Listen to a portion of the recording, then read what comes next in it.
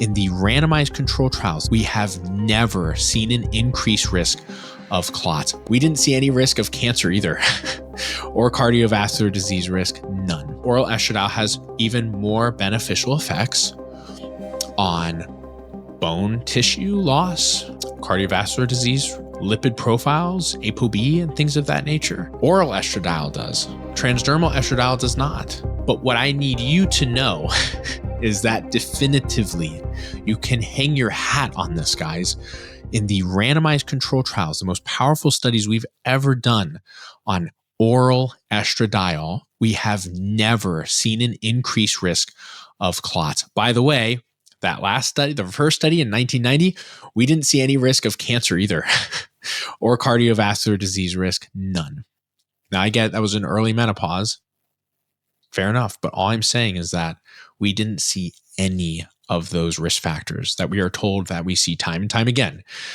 Now, if you go out and ask, and I'm not disparaging any of my endocrinologist buddies or OB-GYN buddies or primary care, whoever, and I don't care if you're a doc or a nurse practitioner or PA, I really don't. But if you go out and ask one of these conventional providers, maybe they studied at Harvard, right? Johns Hopkins. If you ask them these questions, you will likely get a response that is just regurgitating stuff that we've heard for years and years and years about how oral estradiol is dangerous and it's the devil and you never want to give it to women and it can cause so much more risk. And why wouldn't you just give transdermal estradiol? It is because oral estradiol also has a net benefit. Oral estradiol, yes, it does go through first pass metabolism through the liver. It does.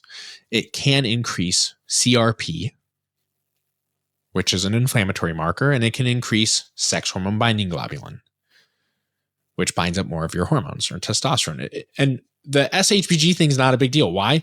Because most of our women are getting testosterone, and it's going to help lower that SHBG.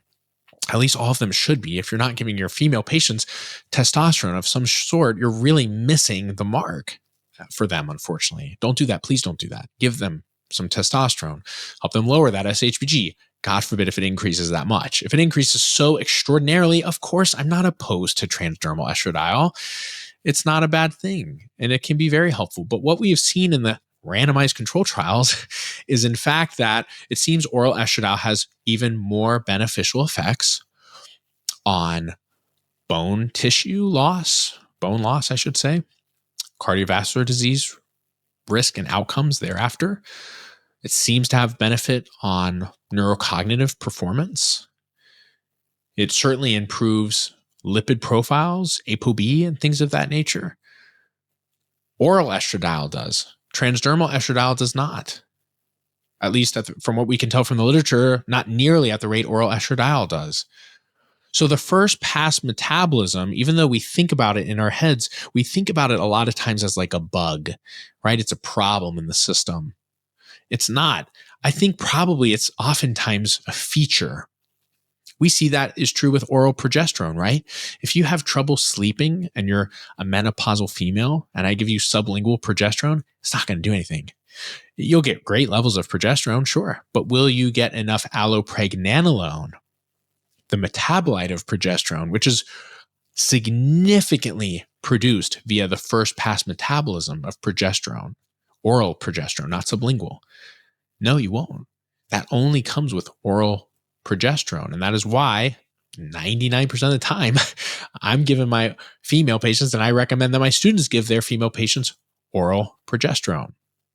We want that first pass effect. And what I see in the literature to be true is that we also want that via oral estradiol. I get it because I am a very risk averse person. I really am in many ways. Even though I've started my own business and I have that entrepreneurial spirit, I am quite risk averse, just like you guys are. I think all of us are as providers for the most part, right? We don't want to do harm to our patients. Of course not. And worse, we certainly don't want to ruin our entire career over a poor decision or a decision that wasn't grounded in any scientific evidence or literature. But folks, this is what I'm trying to say is it is grounded in scientific evidence and literature. It has been for 30 plus years. And it just increasingly is becoming more and more grounded in that literature. So I am asking you and pleading that you let go of some of these, what we would call, right, cognitive biases, these things that you just think of all the time that are dangerous and bad and scary because we were told by somebody or some organization that it was, and yet we never took the time to really look into it. And that's why I created HRT University, because a lot of people have really good questions, not dumb questions or stupid questions. They have really good questions. The amount of times I've been asked, Nico, is oral estradiol safe? My gosh, I'd be a bazillionaire if I got a penny for every time someone asked me that question. But I'm laughing because I love that question. I really do. I love that question. It is not a dumb question. It's a great question. You know why? Because I know what you're thinking. You're thinking there's something off about this. There's something I don't know enough about, and I feel like I haven't been told the right answers, and I'm seeking that. And I love that. You're my favorite type of person because you know that something's off, and you're actually in a position of saying, you know what? It's not about me and my feelings. It's about my patients and their health and wellness. That's what makes a great provider. It's not about our feelings. It's about the patient's health and wellness. I feel scared about giving women oral estradiol. Okay, I understand that fear. Let me give you the rationale, the reasoning behind why you don't have to feel afraid about that anymore. Okay? And in the human world, we need that. We need proof. We need evidence. The only thing we don't need that with is between you and God. Okay. God doesn't need to provide us any of that stuff. For human beings, absolutely. It's critical.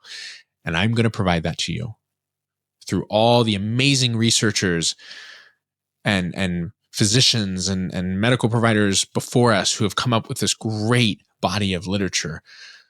Let me distill that information for you, just like I did today, so that you can feel confident. You can let go of some of that imposter syndrome crap and just get to the good stuff, which is treating your patients and helping them have lives that are just so unbelievably good that they want to pay you in beautiful green dollar bills. Thank you so much for checking out this clip and tuning in. I hope you enjoyed it. If you really liked it, I definitely recommend that you click here to watch the whole entire video where I go into much more detail.